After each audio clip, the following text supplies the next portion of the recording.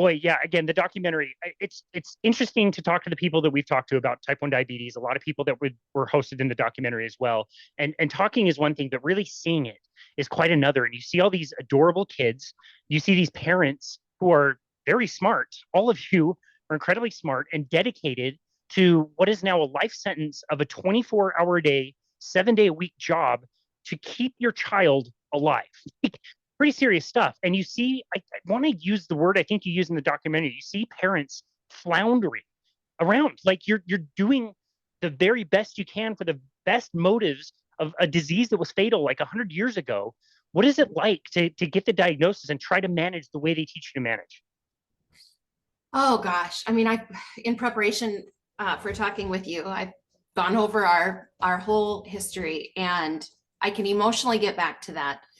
Like you said, we returned from a trip, and I had weighed River before we left on the trip, because in case he had like a fever while we were gone, the babysitter would know how much Tylenol to give him. So we got back, he had lost all of this weight. It was very clear something was wrong. We knew immediately he had type 1 diabetes. It's a very simple, they knew by checking his urine in the office and then transferring us to the hospital. My story is different than most, or a little unique, in that I come from a long line of doctors.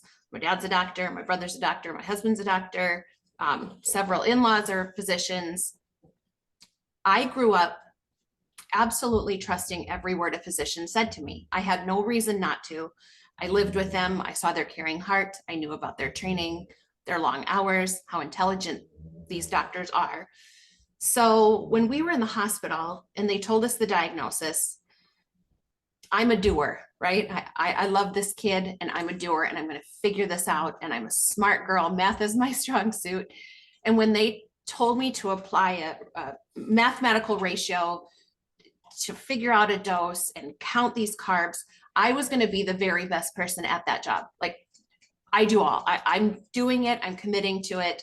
And they taught me the math part first, and then they brought me to the dietitian. And in that room, they have those little plastic fake foods. And we had to do a mock-up breakfast for my son. And she placed 2 pancakes down and a 1/4 cup of fake plastic syrup and a big glass of orange juice. And my husband said he watched my face just drop. Something within me knew what I was being taught wasn't right. However, I believe these people. I know that doctors do the right thing.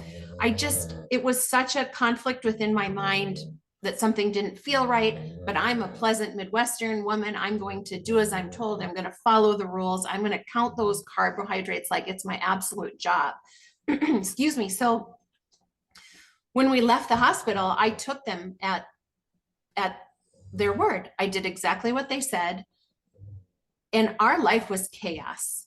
You know, at first, the emotions don't sink in because you are literally just trying to adapt to this new way of life and keep your child alive, and you're up at night. And then after about a year or two, like, it was starting to affect us personally. Like, my flame was being muted. I lost my personality to this disease that took over.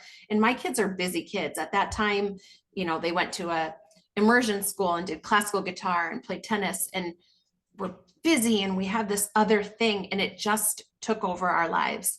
And so about 3 years into his diagnosis, unlike most of the people you've probably interviewed who Googled and found a book right away and made the transition in their life right away, it took me 3 years. So when I speak to our audience about knowing what it was like to be high carb, we had 3 years of very high carb, like very standard American diet, high carb. But I was on social media one day, and we had hit rock bottom. We left town one time in those 3 years and had a babysitter come watch River. I took my parents to the Adele concert, and we hired a medical student and a paramedic. They were married, to watch River. And I gave them all the instructions. They're very, very capable people. And a dose of insulin got missed. It happens, right? They took him to the pool. They ordered a cheeseburger and French fries, forgot to give an insulin dose. And I'm sitting in the Adele concert, and I'm watching his CGM climb and climb and climb and climb. And, then it's reading high with an arrow across, and I'm 4 hours away. And so this is the cycle you see parents do. Then we're giving insulin, and we're giving more insulin. We're giving more insulin. And he's starting to come down, and I'm still in the Adele concert. And then his CGM takes the turn for the worse and starts dropping straight down. My point in telling you this is that was my absolute rock bottom. I was away from him. I was panicking. I was in a show concert that I wasn't enjoying. And on our drive home from Minneapolis, which is 4 hours away from where I live, I posted in just a Dexcom Facebook group. And I had never been the type of person to seek help on the internet. I go to doctors, right? I'm a trusting woman. I use them as my resource. But for the first time, I reached out on the internet and said, how are you people doing this? I see some of you with these normal blood sugars. And back then it was pretty taboo to talk about. And I made people would comment, we use a CGM. Well, yes, we do too.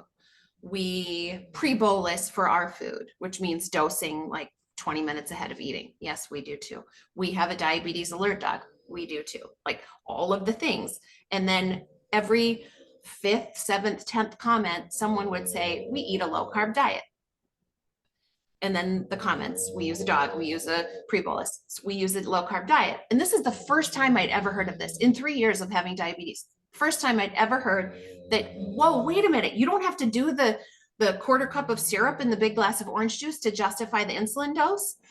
And so within those comments, they recommended the book. I ordered it on the drive home. I go back in my Amazon history and it's right there. I ordered the book on July 5th, came home, and once I knew better, even just people telling me that comment, I could never look back. We went home, my kitchen was under construction, and we quit carbs cold turkey because that's what we do. Like when we knew that was better for him, we implemented it immediately.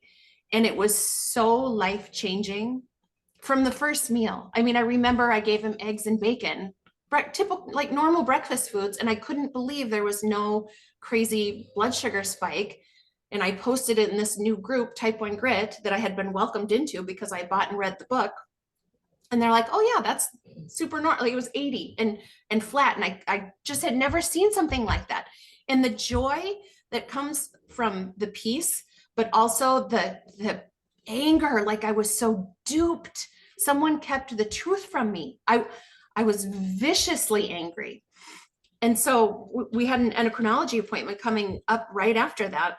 And I remember thinking, oh my gosh, I'm going to go tell them about this because certainly they haven't heard. Otherwise they would have told me. Like truly, I was that like giddy skipping in there. I can't wait to tell them. And I got the typical right in front of my 8-year-old at the time. The doctor said, this is not sustainable. He will resent you for the rest of his life. And I'm sure you've heard with other guests, he won't grow, his brain won't develop, all of the things. It wasn't going to stop me, but from that moment on, it was my job to make sure people knew this existed because Did it scare you? No. I mean, it takes courage. I think any of the people who hear that their child won't grow or their brain won't develop, that is such a scary hurdle to overcome as a parent. But I saw the blood sugars, like I'd already had a couple of weeks of eggs and bacon and normal blood sugars, that I was able to decipher that this doctor wasn't willing to even consider this. The interesting part is he was a vegan.